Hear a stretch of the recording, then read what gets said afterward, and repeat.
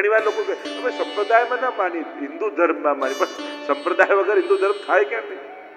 કોઈ હાથ જુદા કરી લે, પગ જુદા કરી લે, ચહેરો જુદો કરી લે તો શરીરમાં કઈ બચે? બધા પાર્ટ જુદા કરી લો તો બોડીમાં કઈ રહેવાનું? આ બધું ભેગું મળીને જ હિન્દુ ધર્મ બને. આ બધા ભાગલાઓ નથી, આ બધા એના અંગો છે. આપણને જે ખોટી સમજ આપવામાં આવે છે કે સંપ્રદાય એટલે ભાગલા, અરે ભાગલા ના કહેવાય, અંગ કહેવાય. અંગથી શરીર બને. તો આપણે ત્યાં જે હિન્દુ ધર્મની આખી પરંપરાઓ છે એના ભાગલા નહીં, એ હિન્દુ ધર્મના અંગ કહેવાય. અને બધા અંગો કાઢી નાખો તો ધર્મમાં કઈ બચે જ નહીં. તો હિન્દુ ધર્મ કહેશો કોને? આ બધું મળી અને હિન્દુ ધર્મ બને. એટલે વિરોધાભાસ કે વિભાગ નથી, વ્યવસ્થા છે, વૈવિધ્ય છે. એ સમજવાની દરેક હિન્દુને બહુ જરૂર છે. કારણ કે અત્યારે પાશ્ચાત્ય વિચારધારામાં આપણે બધા એક કરવા પરાણે, એક કરવાની મથામણમાં આ બધાને ભાગલા માનવાના. આ ભાગલા નથી, વૈવિધ્ય છે, અંગ છે. અને અંગોથી શરીર બને છે, સંપ્રદાયોથી હિન્દુ ધર્મ બને. એટલે એને ભાગલા સમજવાની ભૂલ નહીં કરવી, એને અંગ માનો. આની વ્યવસ્થા છે. તમે જયારે કુંભમાં સ્નાન કરવા જાઓ ત્યારે તમને આખી વ્યવસ્થા જોવા મળે. અને અહીંયા 7 માસનો ગર્ભ છે. યવનોનું આક્રમણ થયું ત્યાં, અને બધા જ ગામ છોડીને કાશીમાંથી જવા લાગ્યા. લક્ષ્મણ ભટ્ટજી પણ ચાલ્યા ઇલમમાં ગારુજીને લઈને. પ્રસિદ્ધ કથા છે, હમણાં બહુ વિસ્તાર નથી કરતો. આવ્યું ચંપારણ્ય ગામ, પ્રસવ થયો અને બાળક મૃત જેવું લાગ્યું, મરેલું લાગ્યું. અને થયું કે આ તો મૃત બાળક છે. વસ્ત્રમાં લપેટી અને એક વૃક્ષની બખોલમાં બાળકને રાખી અને માતા પિતા ચાલ્યા. અને આગળ ચૌડા ગામ હતું, ત્યાં આવીને મુકામ કરે. રાત્રિના સમયે પ્રભુ આવ્યા સન્મુખ. લક્ષ્મણ ભટ્ટજીને આજ્ઞા કરી, આપ જે બાળકને મૃત માનીને મૂકીને આવ્યા છો એ કોઈ મૃત બાળક નથી, હું પોતે આપના કુળમાં જન્મ લઈને આવ્યો છું. આપના પૂર્વજોને જે વચન આપ્યું હતું કે 100 સોમયજ્ઞ પૂર્ણ થશે ત્યારે હું પોતે આવીશ, તો હું પોતે પધાર્યો છું. આપ પાછા આવો અને મારો સ્વીકાર કરો. તુરંત લક્ષ્મણ ભટ્ટજીને ઇલમમાં ગારુજી ચાલ્યા છે. પાછા એ જ સ્થળ પર આવ્યા અને જુએ તો ચારે બાજુ અગ્નિ અને વૃક્ષમાં એક નાનકડું સુંદર શ્યામ બાળક પોતાના ચરણના અંગુષ્ઠને મુખમાં પધરાવીને કિલકારીઓ કરી રહ્યું છે. જોતાની સાથે માતાનું માતૃત્વ જાગ્યું છે. થયું કે આ તો મારું બાળક છે, પણ ચારે બાજુ અગ્નિ છે, કેમ કરીને એને સ્વીકાર કરું? ત્યારે લક્ષ્મણ ભટ્ટજીએ કહ્યું, જો આપનું હશે તો અગ્નિ આપને માર્ગ આપી દેશે. આટલું કહેતા ઇલમમાં ગારુજી દોડ્યા છે વલ્લભને પધરાવવા માટે. ભાગતા ભાગતા મહાપ્રભુજી તરફ આગળ વધે. અગ્નિએ માર્ગ આપ્યો છે, જઈને બાળકને ખોળામાં લઈ લીધું, છાતીએ ચાપી લીધા. મોટો ઉત્સવ થયો છે ચંપારણ્યમાં. જેવો ગોકુલમાં આનંદ મહોત્સવ સમય ઉત્સવ થયો, એવો જ ઉત્સવ ચંપારણ્યમાં મહાપ્રભુજીના પ્રાગટ્ય સમય ઉત્સવ થયો. મહાપ્રભુજીના ચરિત્રની કથા આવે છે. અને જે દિવસે મહાપ્રભુજીનું પ્રાગટ્ય ભૂતલ પર થયું એ જ દિવસે ગિરિરાજજીની કંદરામાંથી શ્રીનાથજીના મુખારવિંદનું પ્રાગટ્ય થયું. કેવલ પુષ્ટિ માર્ગ એક એવો છે કે એ માર્ગમાં ભગવાન અને ગુરુ બંને એક દિવસે પ્રગટ થયા. કારણ કે જે ક્ષણે શ્રી વલ્લભનું મુખારવિંદ રૂપ શ્રીનાથજી બાવા અને અહીંયા મહાપ્રભુજી પ્રગટ થયા, એ જ ક્ષણે શ્રીનાથજીના મુખારવિંદનું પ્રાગટ્ય કંદરામાં. અને હવે તો વ્રજવાસીઓ શ્રીનાથજી બાવાના સ્વરૂપની અનેકવિધ પ્રકારથી લાલ લડાવવા લાગ્યા. અહીંયા મહાપ્રભુજી ધીરે ધીરે મોટા થઈ રહ્યા છે. વિદ્યા અભ્યાસ કર્યો છે માધવાનંદજી પાસે. માધવાનંદજી જાણી ગયા કે આ કોઈ સાધારણ બાળક નથી, સાક્ષાત ઈશ્વર છે. વિદ્યા અભ્યાસ પૂર્ણ થયો ને બે હાથ જોડીને કહ્યું, અને મહાપ્રભુજીએ કહ્યું કે આપ કંઈક માંગો ગુરુ દક્ષિણામાં. અને ત્યારે માધવાનંદજીએ કહ્યું કે મને મારા ગુરુના દર્શન થાય એવી કૃપા કરો. અને મહાપ્રભુજીએ કૃપા કરી એમને એમના ગુરુના દર્શન આપ્યા. અને મનમાં ક્યાંક મનોરથ હતો એમના પર કૃપા કરવાની હતી, એટલે માધવાનંદજી પછી કાશીથી વ્રજમાં આવીને નિવાસ કર્યો.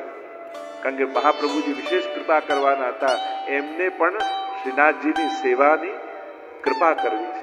મહાપ્રભુજી એટલે વ્રજમાં આવીને નિવાસ કર્યો છે. વ્રજમાં આવીને નિવાસ કર્યો. શ્રીનાથજીની સેવા કરવા જાય, પણ શ્રીનાથજીનો તો સંકલ્પ છે કે જ્યાં સુધી શ્રી મહાપ્રભુજી પોતે મારું અન્નપ્રાશન ન કરાવે ત્યાં સુધી હું અન્ન ગ્રહણ નહીં કરું. ત્યાં સુધી કેવલ દૂધ પાન કરીને રહીશ. અને એટલા માટે જ્યાં સુધી મહાપ્રભુજીએ શ્રીનાથજી બાવાને સખડી ભોગ નથી ધરી ત્યાં સુધી શ્રીનાથજી સખડી આરોગ્યા નથી. કેવલ દૂધ પાન કરીને રહ્યા છે. 11 વર્ષની વયમાં ખુલ્લા ચરણારવિંદથી ભારત વર્ષને પાવન કરવા માટે, પરિક્રમા કરવા માટે નીકળ્યા. વિચાર કરો, આપણા આચાર્ય શ્રી વલ્લભાચાર્ય ભૂતલ ઉપર 52 વર્ષ જ મહાપ્રભુજી બિરાજ્યા છે. પણ 11 વર્ષની અલ્પાયુ હતી એ સમયે. કારણ કે આપ તો પધાર્યા છે દેવી જીવોના ઉદ્ધાર માટે. અને 11 વર્ષના એ બાલ વલ્લભ એક ધોતી અને ઉપરણો ધારણ કરી હાથમાં ઝાંપી જે લઈ અને ભારત વર્ષમાં દૈવી જીવ પર કૃપા કરવા માટે પધાર્યા છે.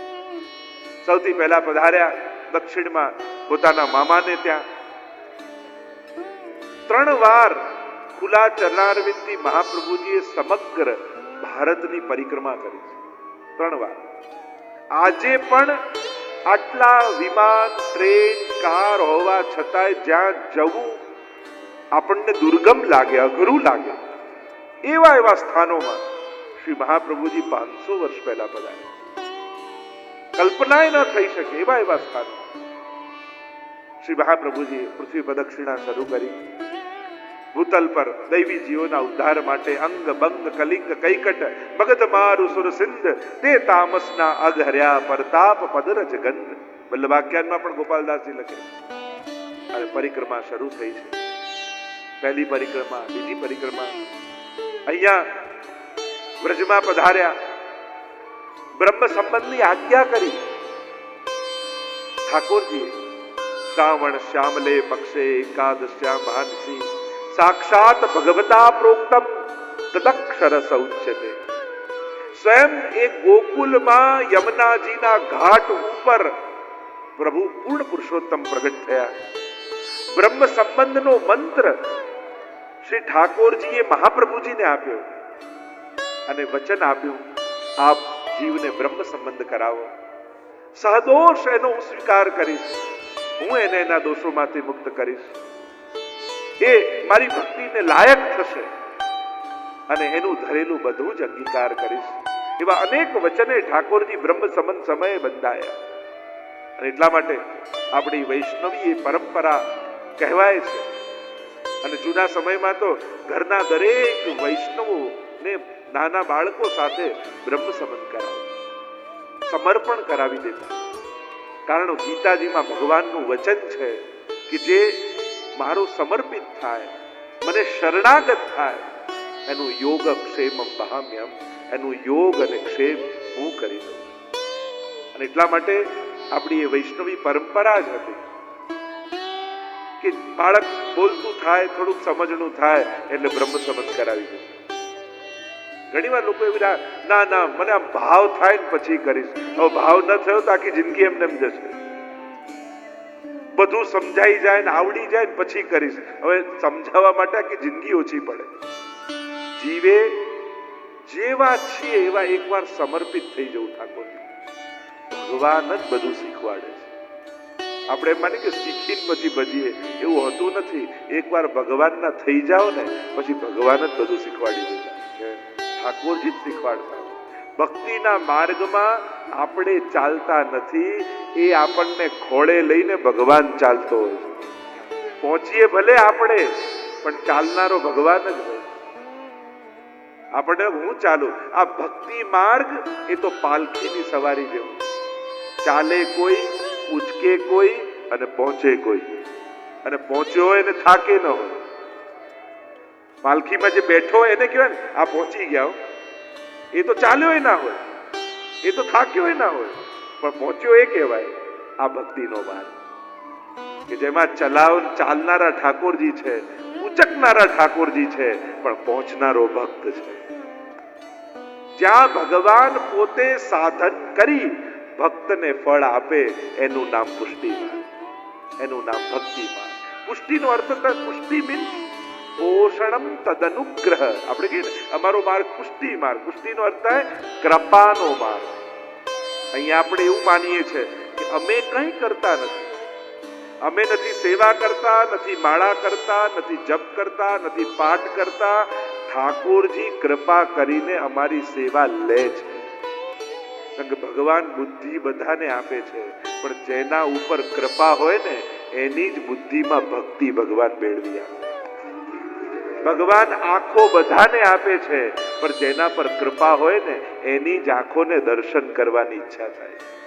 ભગવાન જીભ બધાને આપે છે, પણ જેના પર કૃપા હોય એની જ જીભમાં ભગવાનનું નામ આવી શકે. આને કહેવાય કૃપા માર્ગ. સારું કરવાનો એ અહંકાર અમને નથી કે અમે સારું કર્યું, એમાંય આભાર તો ભગવાનનો જ માનીએ કે પ્રભુ આટલા હતા અને તે સારું કાર્ય મારી પાસે કરાવ્યું, હે ઠાકોરજી તારો આભાર છે. આ પુષ્ટિ માર્ગ. એ તો ભગવાનને કરાવવું હોય તો કોઈની પાસે પણ, એને ક્યાં માણસોની કમી છે, એને ક્યાં ધનની કમી છે, એને ક્યાં હાથોની કમી છે, પણ ભગવાન આપણા હાથ સત્કર્મ કરવા માટે સિલેક્ટ કરે તો આપણા ઉપર ભગવાનની કૃપા જાણવી કે પ્રભુ તે મને પસંદ કર્યો, આ તારી મારા ઉપર કૃપા છે. નહીં તો તું તો કોઈની પાસે પણ કરાવી. ભગવાનને બુદ્ધિ ફેરવવામાં ક્યાં વાર લાગે? જો આ તો કૃપા છે ને. તમે નરસિંહ અવતારની કથા સાંભળો, કેવા કેવા વરદાન હિરણ્યકશિપુએ માંગ્યા હતા.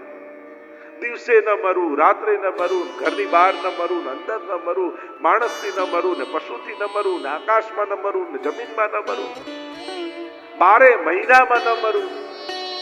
આપણને લાગે આ તો અમર થઈ ગયું, સંભવ જ નથી.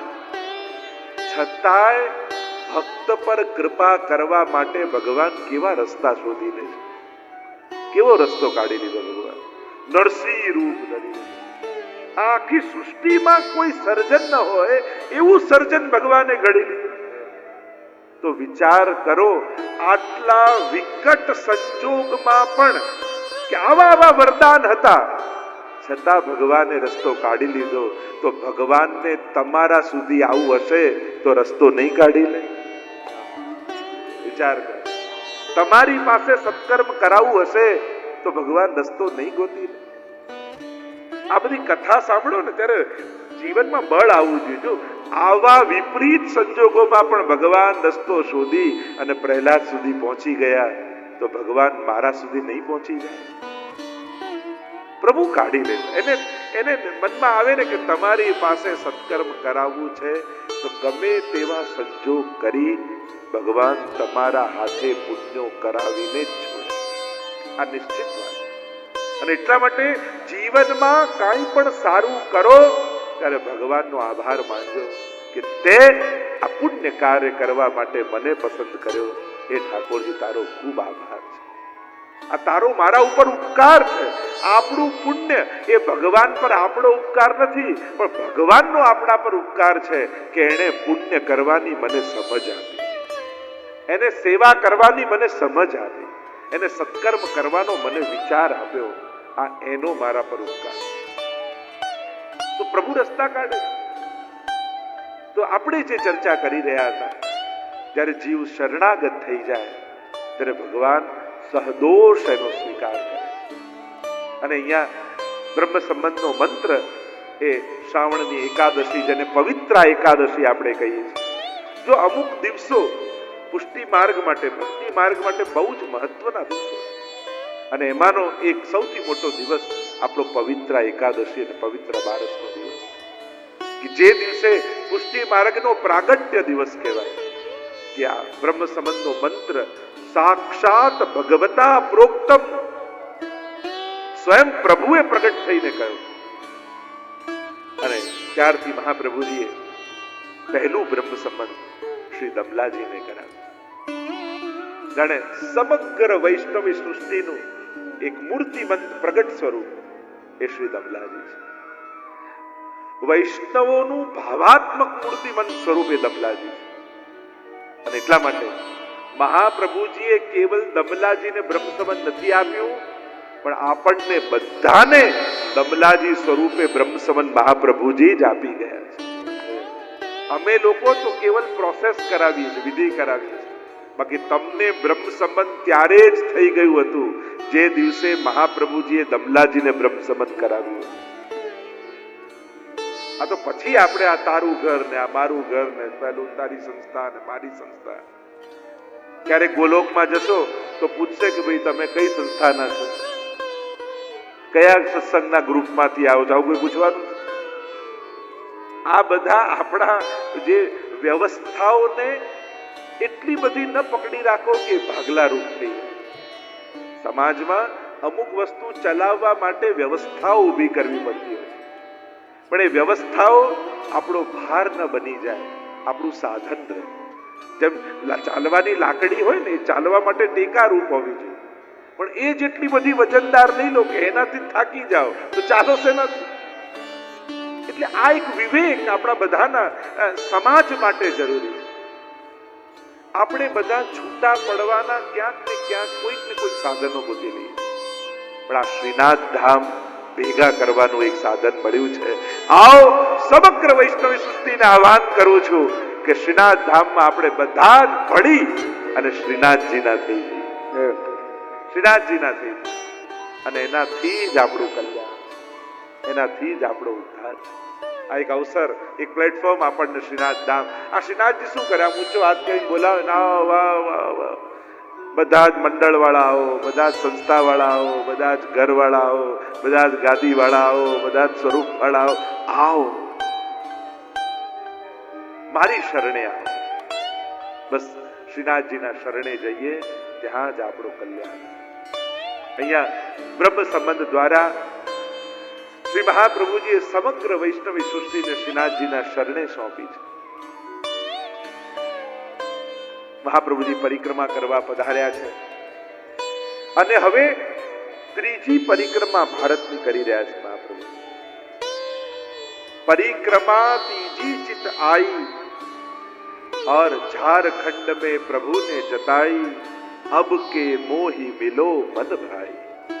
મૂળ પુરુષ નામનો ગ્રંથ છે અને એમાં દ્વારકેશજી આખું મહાપ્રભુજીનું ચરિત્ર આખ્યાન રૂપે ગાય છે અને એમાં કહ્યું પરિક્રમા तीजी चित आई अब के मोही मिलो मन भाई झारखंड में प्रभु ने जताई.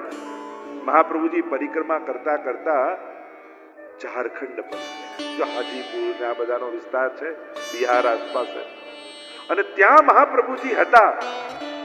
અને ત્યારે અહીંયા શ્રીનાથજી બાબાએ સંકેત કર્યો કે હે શ્રી વલ્લભ, હવે આપ અહીંયા પધારો બ્રજમાં, મારું મંદિર બનાવો ગિરિરાજજીની ઉપર અને માનો પાટોત્સવ કરો. હવે સમસ્ત દૈવી જીવોના ઉદ્ધાર માટે મારે જગ ઉદ્ધારક રૂપે બિરાજવું છે.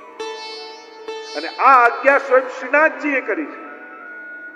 ઘણી વાર લોકો કે પુષ્ટિ માર્ગમાં મંદિરની, એમાં તો ઘર સેવા. ક્યાં લખ્યું? કોણે કહ્યું? સ્વયં શ્રીનાથજી આજ્ઞા કરી મંદિર બાંધવાની મહાપ્રભુજીને.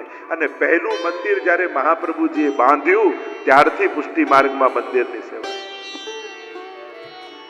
ગૃહે સ્થિત્વા સુધર્મત એમ જ્યારે કહ્યું એટલે આપણે બધા ઘર ઘર ઘર એટલું બધું પકડી લીધું. બધા એમ કહ્યું ઘરમાં જ સેવા. ગૃહે એટલે ઈંટ ચૂના પથ્થરની દિવાલ નહીં, ગૃહસ્થાશ્રમે. ત્યાં ગૃહે સ્થિત્વા કહ્યું ભક્તિ વર્ધનીમાં, એનો અર્થ એમ થાય છે કે ગ્રહસ્થાશ્રમમાં રહીને ભગવત સેવા કરવી. લોકોએ ગ્રહ શબ્દને એવો પકડી લીધો કે લોકો એમ કહ્યું ઘરમાં રહીને જ સેવા કરવી. મંદિર તો ઘરનું ઓપોઝિટ મંદિર થાય, ઘરનું ઓપોઝિટ વન થાય. દિવસનું ઓપોઝિટ શું થાય કે રાત, એમ ઘરનું ઓપોઝિટ શું થાય? આપણે કોઈ ઘરનું ઓપોઝિટ મંદિર કરી લીધું કે મંદિરમાં નહીં ઘરમાં સેવા કરી. અરે ઘરનું ઓપોઝિટ મંદિર ના થાય, ઘરનું ઓપોઝિટ વન થાય. વનમાં પ્રાચીન સમયમાં એવી પરંપરા હતી કે બધું જ ઘર બાર છોડી જંગલમાં જાઓ, સંન્યાસ ગ્રહણ કરો અને પછી ભક્તિ કરો તો જ ભગવાન તમને મળે. પણ મહાપ્રભુજી એક વિશિષ્ટ માર્ગ બતાવ્યો કે ઘર બાર છોડવાની જરૂર નથી, ઘરમાં ગ્રહસ્થાશ્રમમાં રહો.